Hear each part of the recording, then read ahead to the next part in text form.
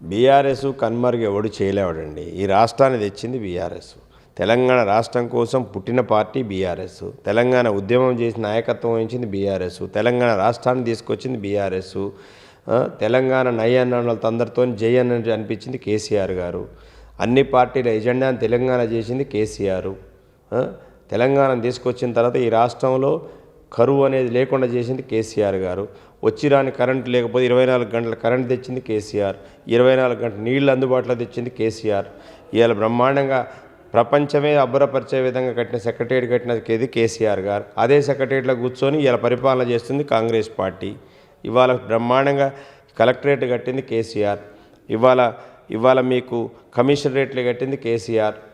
ఇవాళ ఆడబిడ్డలకి ఇలా పెళ్ళి అయితే ₹1,00,000 అనే స్కీమ్ పెట్టింది కేసీఆర్. ₹200 ఉన్న పెన్షన్ 2,000 చేసింది కేసీఆర్.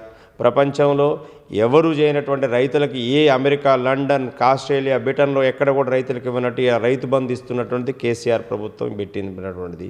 రైతు చనిపోతే రైతు బీమా ఇచ్చింది కేసీఆర్ ప్రభుత్వం. ఆడబిడ్డలు ఇలా పురిటి నొప్పులతో బాధపడతా ఉంటే వాళ్ళకి న్యూట్రిషన్ కిట్లు ఇచ్చింది. వాళ్ళ పిల్లలు పుడితే మగపిల్లవాడు పుడితే 11,000, ఆడపిల్ల పుడితే 13,000 ఇచ్చింది కేసీఆర్. ఏ తల్లిదండ్రులకు కూడా కూతురు కొడుకులు కూడా కళ్ళు చూపించకపోతే ఇవాళ కేసీఆర్ గారు కళ్ళ పరీక్షలు చేయించి కళ్ళజోళ్ళు ఇచ్చింది కేసీఆర్ గారు. ఏం చేయాలండి కేసీఆర్? నువ్వేం చేశావు? Any signature scheme invented by KCR only. Revanth Reddy ఏమి చేయలేదు.